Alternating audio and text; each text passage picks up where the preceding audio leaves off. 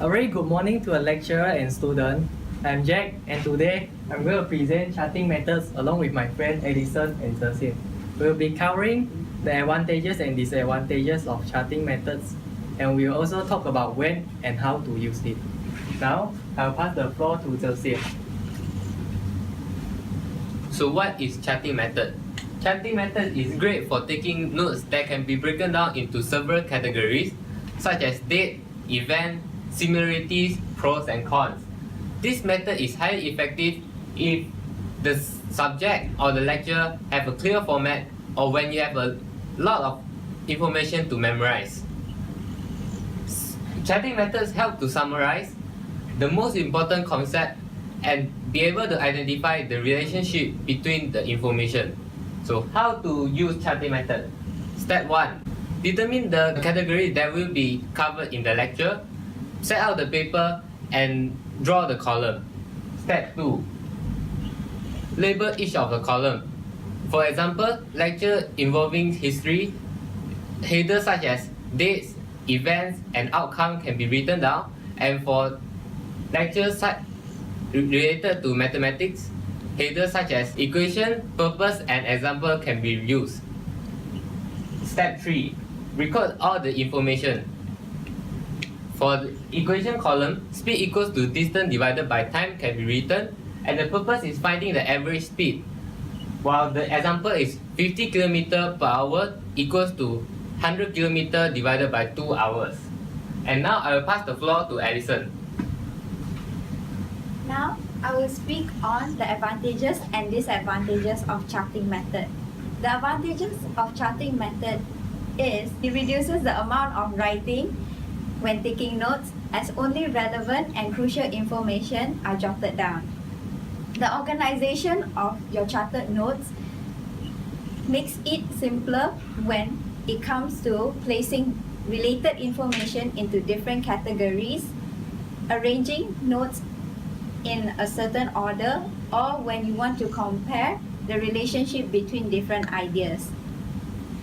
This method also helps in memorizing facts, as the information are in an orderly and organized manner, only containing crucial information and key points. At the same time, this method could be difficult to execute when you do not know the topic being covered during the lecture. This is to say that before the lecture starts, you must be well prepared by reviewing the notes given. This is to avoid being lost during the lecture and missing out on crucial information. You must be also able to sort out and identify the different categories for this method to work. Now, I'll pass the floor to Jack. When to use charting method? Charting method is great to use when the content is heavy and presented quickly, such as history course with dates, events, times, and etc. Besides that, charting method is also used when we want to reduce the amount of time we spend on editing and reviewing at test time. Furthermore, charting method can also be used if we are tested on facts and relationship, as charts show the comparison between two objects that is recorded. Most importantly, charting method is used when we want to make an overview of the whole course on one big paper. This is the summary which we mentioned earlier using a charting method. Basically, the most frequent used chart are T-chart and Venn diagram.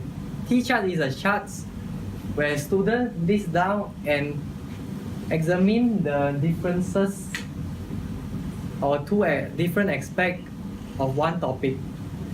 For example, the advantages and disadvantages, or the similarities and differences. While Venn diagrams is a diagram consisting overlapping circles, and it shows the relationship between two or three items, three sets of items.